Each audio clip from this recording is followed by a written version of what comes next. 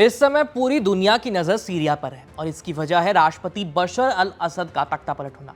लेकिन सिर्फ सीरिया ही नहीं बल्कि मिडिल ईस्ट के कई देशों में इस समय हालात बेहद नाजुक हैं। सीरिया के पड़ोसी देश इराक, ईरान, लेबनान में भी ऐसे ही हालात बने हुए हैं। इन सब के बीच इजरायल जो पिछले 1 साल से हमास के साथ युद्ध लड़ रहा है, वहां अब प्रधानमंत्री बेंजामिन नेतन्याहू के खिलाफ राजनीतिक माहौल बनने लगा है। ऊपर से उनके खिलाफ रिश्वतखोरी और भ्रष्टाचार के मामले भी लग गए हैं, जिसमें सुनवाई शुरू हो चुकी है। ऐसे में ये लग रहा है कि सीरिया के राष्ट्रपति के बाद अब शायद अगला नंबर इजरायल के प्रधानमंत्री बेंजामिन नेतन्याहू का हो सकता है, उनकी कुर्सी जा सकती है। नमस्ते, मेरा नाम है आयुष और आप देख रहे हैं एबीपी लाइव वर्ल्ड, जहां हम करते हैं बात अंतर्राष्ट्रीय प्रसंगों से जुड़े मुद्दों पर। और आज बात होगी बेंजामिन नेतन्याहू के बारे में।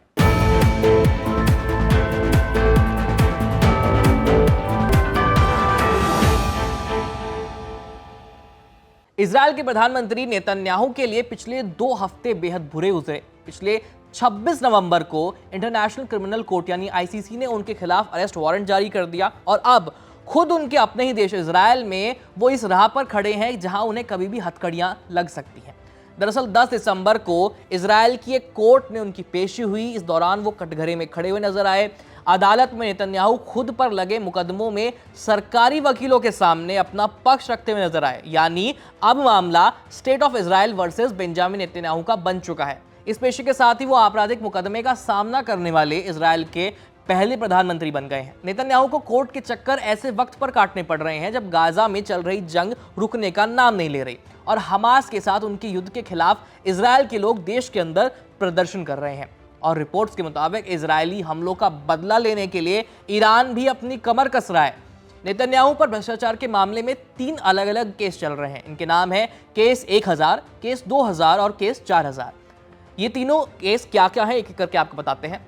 पहला केस है केस 1000। इसे गिफ्ट अफेयर के नाम से भी जाना जाता है। ये केस तोहफों से जुड़ा हुआ है। इसमें नेतन्याहू और उनकी पत्नी सारा पर आरोप लगा है कि उन्होंने करीब 16 करोड़ रुपए के तोहफे लिए हैं। रिपोर्ट्स की माने तो इसमें शैंपेन और सिगार शामिल हैं। ये तोहफे उन्हें 2 बिजनेसमैन से मिले, जिसमें एक है बॉलीवुड फिल्म प्रोड्यूसर अर्नल मिल्चन और दूसरे हैं ऑस्ट्रेलियाई बिलियनर जेम्स पैकर। मिल्चन सिगार और अन्य तोहफे नेतन्याहू तक पहुंचाते थे और नेतन्याहू के ऊपर यह भी आरोप लगा है कि उन्होंने मिल्चन को अमेरिकी वीजा दिलवाने में मदद की थी। दूसरा केस है केस 2000। ये केस मीडिया से जुड़ा हुआ है। इसमें आरोप है कि नेतन्याहू ने बिजनेसमैन एरोन मोजेस के साथ उनके अखबार येडियोत हेरोन को लेकर के एक डील की थी। नेतन्याहू 2008 से 2014 के बीच 3 बार मोजेस से मिले। डील में यह भी बात हुई कि वो नेतन्याहू के पक्ष में खबरें छापें और इसके बदले एक कानून पर भी विचार किया जा रहा था जिससे मोजेस के प्रतिद्वंदी अखबार इजरायल यओम को बढ़ने से रोका जाए। तीसरा केस है केस 4000। ये केस इजरायल की टेलीकम्युनिकेशन कंपनी बेसिक से जुड़ा हुआ है। इसमें आरोप है कि नेतन्याहू ने उन्हें रेगुलेटरी फेवर्स दिए, इससे कंपनी को करीब 42,000 करोड़ रुपए का फायदा हुआ। इसके बदले नेतन्याहू को एक न्यूज वेबसाइट पर अपने फेवर में कवरेज मिली।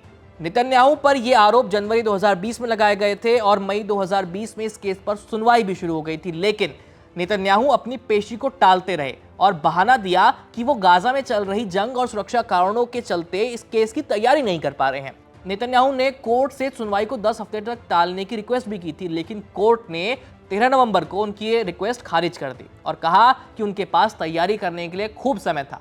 हालांकि कोर्ट ने सुरक्षा कारणों का जो हवाला था उसको माना और एहतियात के तौर पर सुनवाई को राजधानी तेल अवीव के कोर्ट के अंडरग्राउंड चेंबर में शिफ्ट कर दिया। इससे पहले ये सुनवाई यरूशलेम के कोर्ट में होनी थी। एएनआई के मुताबिक 10 दिसंबर को बेंजामिन नेतन्याहू की कोर्ट में पेशी हुई। कोर्ट में इन मामलों में लगभग 140 गवाह मौजूद थे।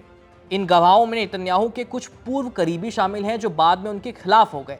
मामले में उनके खिलाफ रिकॉर्डिंग्स, पुलिस के दस्तावेज और टेक्स्ट मैसेज समेत हजारों सबूत पेश किए गए। नेतन्याहू ने इन सभी आरोपों को अदालत में झूठा बताया है और आरोप लगाया है कि उनके प्रतिद्वंदी और मीडिया उन्हें प्रधानमंत्री पद से हटाना चाहते हैं और इसलिए ये झूठे आरोप लगाए जा रहे हैं।